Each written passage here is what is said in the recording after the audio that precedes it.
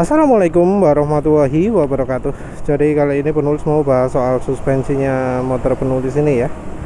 Motor suspensi DBS 744 yang umurnya sudah 42.000 kurang ya, hampir 42.000. Penulis ganti suspensi itu pada saat motor umurnya 400 km, hampir 400 km, dan ini pemakaiannya 42338, berarti pemakaian suspensinya lebih dari 40.000 km. Ini awet loh ya, suspensi bisa kepake sampai 40.000 km, itu awet loh ya. Penulis bilang sudah mulai rusak, sudah mulai nggak enak, itu karena cirinya adalah kalau lewat jalan nggak rata, ya seperti tahu sendiri lah. Penulis lewat jalan paving, lewat jalan beton, yang jalan di setelahnya perumahan penulis itu ada jalan kecil punya angkatan laut. Nah itu jalannya betul-betul buruk ya kualitasnya, buruk kualitasnya, tapi milih lewat situ karena untuk mencegah atau untuk menghindari macet ya. Nah itu betul-betul ya, betul-betul memforsir suspensi. Jadi ini juga suspensi depan sudah harus ganti oli, mestinya harus ganti oli karena ini hambatan suspensi depannya sudah mulai hilang juga. Cari tempat yang sepi untuk mendemokan sih ya. Nah ini ya, untuk tahu suspensi depan yang nggak bagus, itu kita dorong. Lihat ya,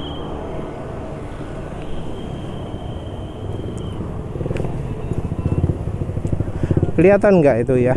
Kelihatan itu penulis ayun ke depannya itu cuma sekali ya, tapi terlihat ada bouncing sampai mantul 2 kali. Nah harusnya nggak boleh seperti itu. Ini hambatannya masih enggak 100%, enggak 100% hilang ya, masih ada hambatannya, tapi sampai mantul nyut gitu, makin lama makin lemah, itu harusnya nggak boleh begitu. Kondisi motor baru jangankan sampai mantul 2 kali, mantul setengah pun enggak ya. Jadi ditekan nyut, baliknya itu wes nggak mungkin mantul lagi lah. Jadi gerakan baliknya itu wis kehambat. Nah bisa sampai mantul itu cirinya olinya sudah rusak, betul-betul rusak. Mungkin kalau dibongkar warnanya olinya sudah abu-abu yang suspensi depan. Ya memang sudah 40.000 km sih, sudah wajar sekali bila suspensi depan ini sudah habis olinya, sudah rusak olinya. Jadi ini sudah butuh ganti oli depan. Entah apa hasilnya rusak atau enggak ya, tinggal dilihat nanti ya. Tapi ini jelas dari suspensi depan sudah berkurang, suspensi belakang berkurang, suspensi depan berkurang, anune hambatane ya. Jadi lebih nggak nyaman ya, karena namanya suspensi itu butuh 2 buah. Yang satu pernya, yang satu shock breakernya, hambatan suspensinya, rem suspensinya. Jadi per itu gerakannya kalau dibiarkan saja ya liar. Untuk biar bisa cepat tenang ya perlu digerem ya, perlu direm gerakan dari suspensinya. Rem suspensi ini mengandalkan cairan, mengandalkan oli. Nah namanya oli kalau lama dipakai ya rusak, bisa makin cair, bisa sampai teroksidasi juga jadi warna abu-abu. Kalau sudah rusak gitu ya oli juga akan bisa merusak seal. Jadi ya memang harusnya diganti berkala.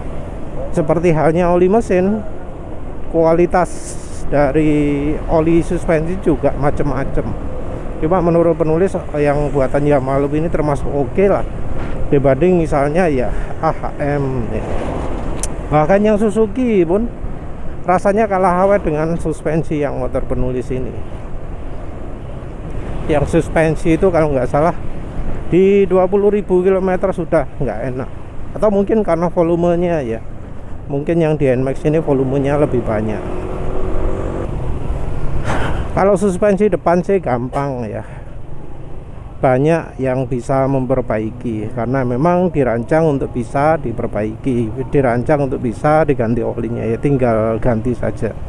Biasanya oli sama biayanya 100.000 gitu ya kasarannya. Ya mungkin ada yang lebih murah tapi kasarannya seperti itulah. Ini wes wayai ya. Tapi ya lagi-lagi kalau soal motor, penulis ini mau ngapa-ngapain harus nego ya, nego istri. Motor gak rusak kok arep ditandakno. Ya susah ya. Emang ya suspensi rusak itu kadang nggak kelihatan. Orang baru menilai suspensi rusak itu kalau bocor, kalau rembes gitu ya. Padahal namanya suspensi, kerusakan bisa terjadi walau belum rembes, walau belum driver, walau belum ngik-ngik, walau belum apa ya, walau belum keluar bunyi aneh-aneh, belum ada goresan, belum ada rembesan gitu. Kalau untuk suspensi bisa aja sudah rusak. Tadi kalau penulis tunjukkan saat berhenti pinggir jalan kayak itu tadi ya, kalau hambatan suspensinya sudah mau habis.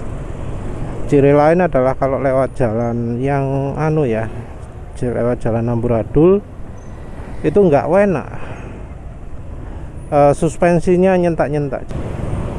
Jadi kalau misalnya suspensinya normal, sentakan jalan itu langsung kena ke badan kita, langsung kerasa gitu, jedek gitu ya. Karena di perubahan permukaan jalan berikutnya suspensinya sudah bekerja kembali siap untuk di posisi siaga.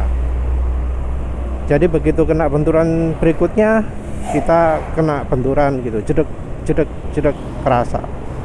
Dan gerakannya tergantung pada perubahan permukaan jalannya. Nah, kalau suspensinya shocknya sudah lemah, hambatannya sudah minim, maka yang terjadi adalah gerakannya jadi liar. Maka ada di suatu ketika kita ngerasakan getarannya itu enggak ada, padahal harusnya ada ya, padahal harusnya jeduk gitu ya, tapi kita malah enggak ngerasa. Terus ada di saat yang lain kita merasakan sentakannya jadi jauh lebih besar. Jadi problemnya kalau shock breakernya lemah, itu ayunan dari hentakan yang pertama bisa nambah ke hentakan yang berikutnya. Jadi kan gerakan pertamanya itu ngayun gitu ya, ngayun memendek terus memanjang, memendek memanjang. Nah, ketika memanjang terus memendek terus memanjang lagi, itu pas kena ke benturan jalan, maka yang terjadi ya benturannya akan makin besar, sentakannya makin besar. Nah, itu yang jadi jadi bikin nggak enak. Kalau sudah biasa lewat paving kan sudah tahu sendiri ya, sudah bisa ngerasakan sentakannya jeduk gitu ya.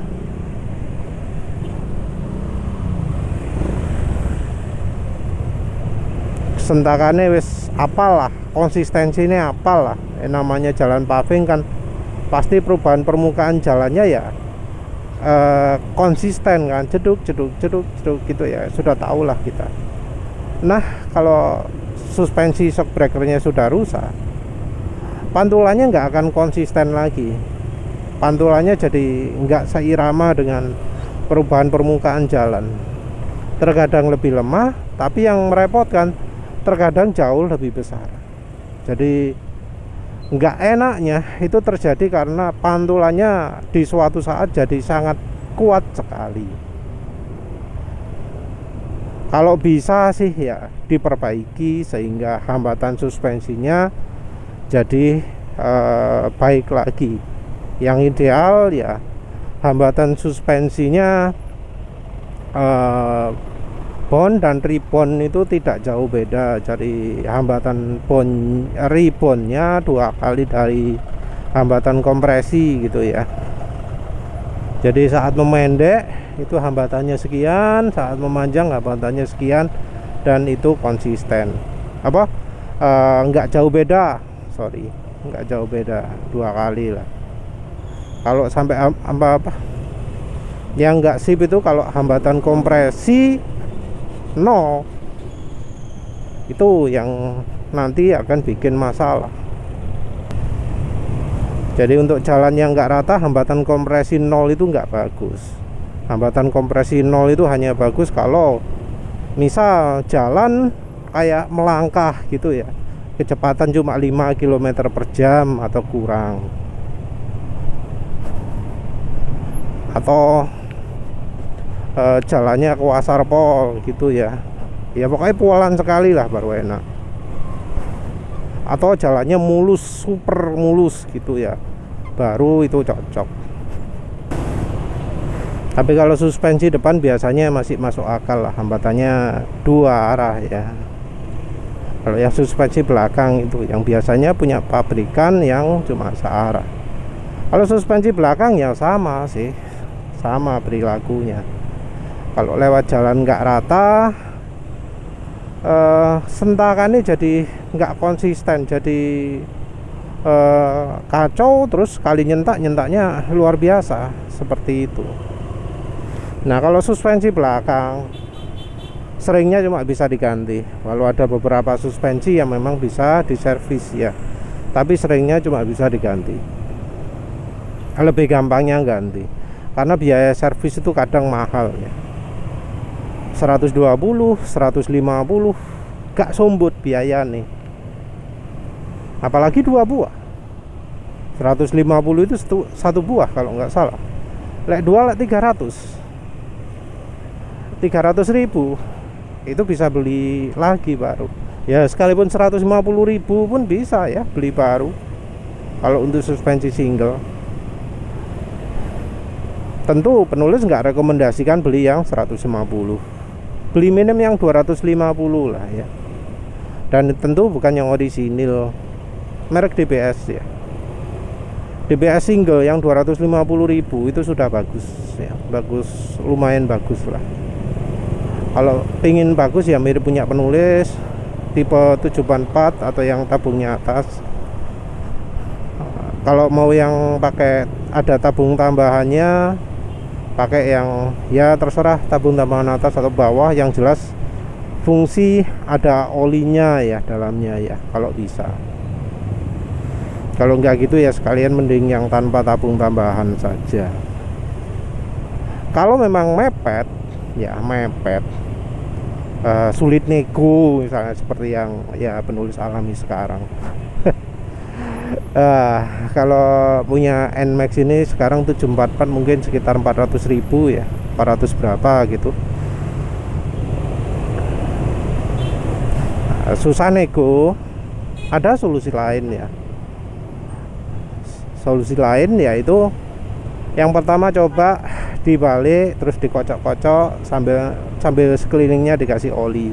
Harapannya olinya bisa nambah yang dalam. Jadi waktu dikocok-kocok itu udaranya keluar, gelembungnya keluar, terus nanti cairannya akan masuk. Harapannya kayak gitu mungkin ya, karena ada beberapa yang bisa digitukan. Terus yang berikutnya adalah dengan membuat pernya makin keras. Jadi pernya dibuat makin keras. Bisa pakai dumper, bisa pakai preload. Kalau suspensi standar ya pakai dumper ya. Dumper itu ganjal per. Tapi kalau untuk motor ya istilahnya dumper. Cuma dumper ya perlu milih ya.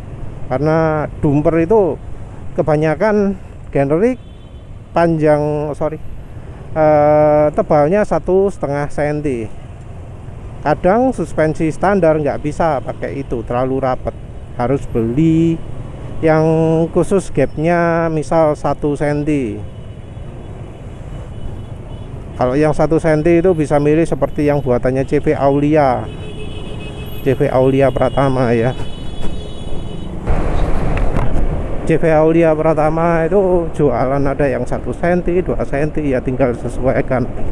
Tapi kalau misalnya bisa pas 1,5 cm ya mending yang beli dumper, karena harganya cuma 10.000.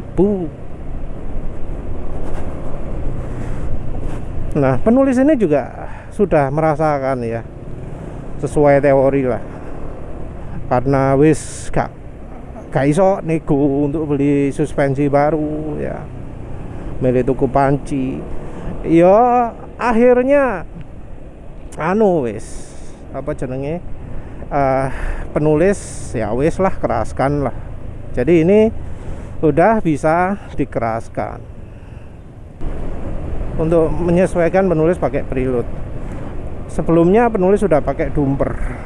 Pakai dumper itu membuat per jadi makin keras ya. Tapi dumper itu lebih untuk mengatasi kelemahannya suspensi DBS yang pernya terlalu empuk.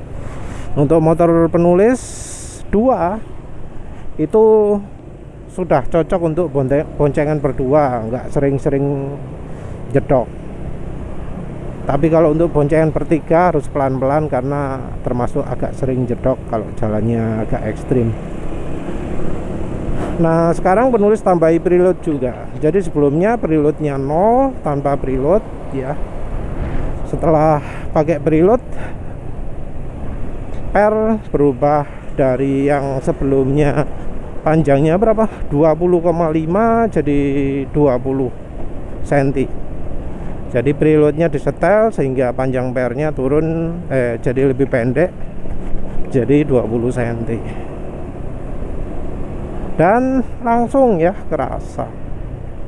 Nah, apa karena sudah dibongkar atau apa, tak kasih oli dah. Tapi ya sebenarnya enggak terlalu banyak juga ya. Cuma berapa?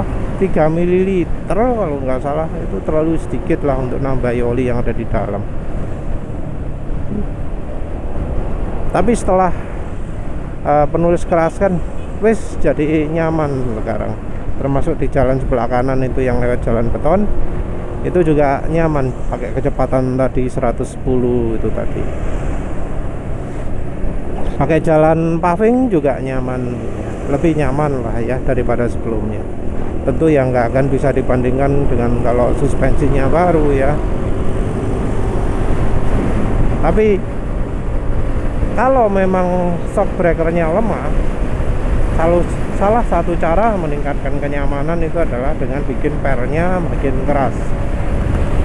Nah, ini juga jadi salah satu senjatanya tukang jualan shock break, tukang jualan dumper atau spring buffer kalau di mobil ya. Jadi kalau di mobil itu banyak yang ngeklaim, oh pakai spring buffer bikin lebih nyaman ya, lebih nyaman gitu ya.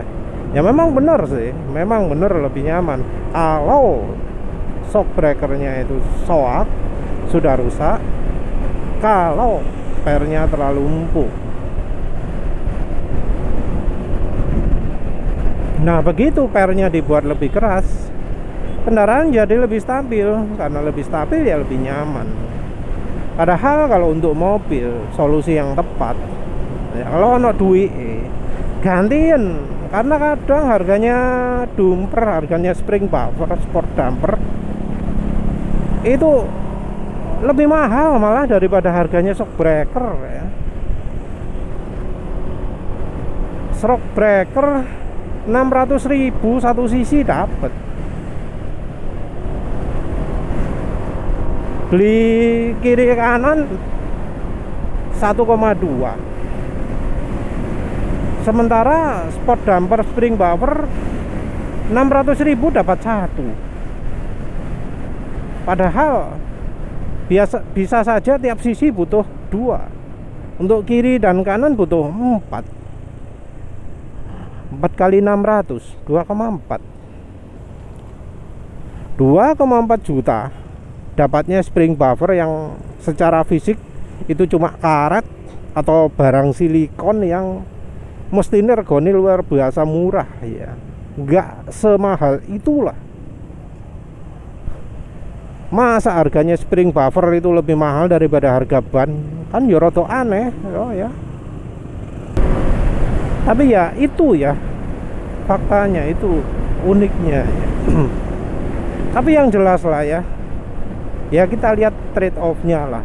Memang kalau kayak di motor gitu ya, beli dumper yang harganya 10.000 satu, di motor nanti butuh mungkin 4 kiri kanan, total 40.000, wes anggap sak larang-larangnya 50.000 untuk bikin suspensi nyaman. Misal kalau beli suspensi minim butuh 400.000, masuk akal lah ya, masuk akal. Tapi kalau misal beli ganjel per harga 600.000, butuhnya minim 2, rekomendasinya 4. Sementara itu beli shock breaker yang made in Amerika itu harganya cuma 600.000 satu, untuk 2 1,2. Ya kan ya jauh loh ya. Ya jangan sampai lah kejadian seperti itu. Kalau uangnya cukup untuk beli shock breaker ya beli shock breaker lah. Kenapa dibelikan ganjal per? Ganjal per itu cuma solusi sementara. Solusi kalau gak bisa beli. Tapi lebih sipnya ya belilah. Kalau untuk merek suspensi lain, sorry ya, maaf penulis nggak pernah coba. Kalau YSS yang penulis tahu, Paris yang terlalu keras. Untuk NMAX misalnya ya ukurannya piro NMAX itu 20 Nm ya yang pas. Kurang dari 20 Nm, misalnya 17 Nm, 18 Nm itu yang empuk. Toh kalau terlalu empuk ya bisa diganjel dumper. Kalau males beli dumper ketok elek, bisa pakai preloadnya, gampang. Apalagi yang berat badannya cuma 60 kg, wah wis pakai yang dumper pakai yang buatan YS aja gak iso lah. NMAX depan lambat mungkin karena ridernya lebih abot mungkin ya. Ridernya mungkin abotnya 95, sementara penulis 85, beda 5 kilo. Mbak lah ya, nanti kalau belokan di depan ini jalan kondisi gak enak gini, penulis stabil, depan kayak masih bawaan ya. Kelihatan sih dari lampunya getarannya nemen ya, mungkin ya karena bawaan ya. Bawaan itu umur 200 km wis soak. Bawaannya NMAX ya. Itu masih bawaan tuh. Bawaannya NMAX itu rusak tapi gak ketok ya. Gak bocor, gak apa, tapi hambatannya wis hilang dalam waktu 200 km. Wis lah, itu aja lah. Yang jelas ya kalau misalnya kepepet ya, beli suspensi karena duit terbatas atau enggak tersedia, coba aja dikeraskan pernya. Itu salah satu solusi untuk bikin lebih nyaman. Tapi kalau bisa ya shock breaker ya ditandani dhisik.